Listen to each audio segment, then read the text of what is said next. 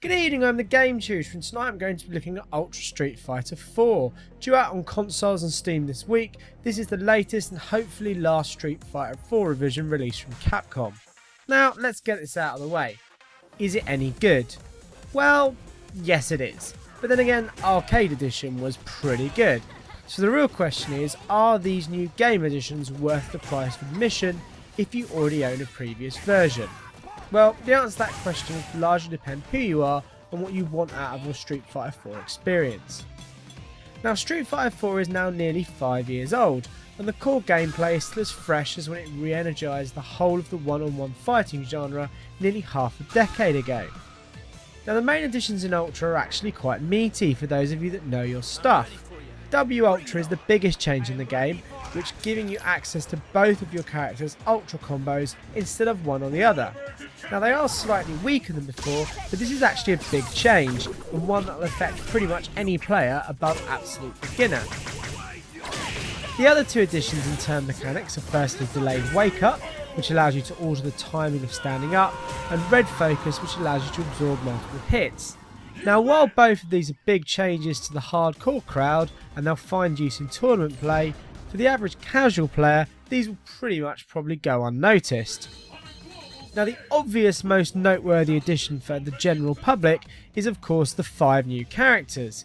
Poison, Hugo, Elena and Rolento are all decent additions to the roster that originally appeared in Tekken X Street Fighter. And the only completely new character is in the form of Decapre, who is another one of Bison's dolls. Now, while she's actually a really interesting character with a really good moveset, the fact that she looks like Cammy in an Eyes Wide Shut mask makes her addition feel a bit lazy and uninspired. But I would suggest that you give her a try because her actual gameplay is actually pretty decent. Her most interesting note though is that she's a charge character, which is point worthy because she's actually the first new charge character Capcom have made and since Street Fighter 3.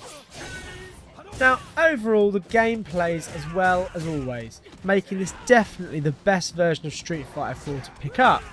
But for casual fans there's probably not enough in this version to warrant a double, triple or quadruple dip. And if you've never played a Street Fighter 4 game by now, then that's probably for good reason, in which case this game is going to do very little to sway you or convince you. It is available as a DLC upgrade from Arcade Edition, which might be worth looking into, but overall this version will only truly excite the hardcore Street Fighter 4 following. Hopefully this is the last update we'll see, and by the time next year rolls around we'll finally start thinking about the possibility of Street Fighter 5.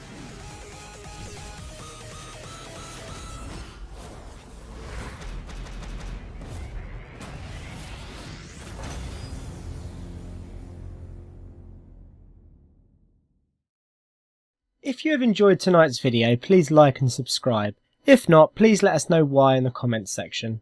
If you have any suggestions for further videos, please let us know. And please find us on Twitter, Facebook and Twitch.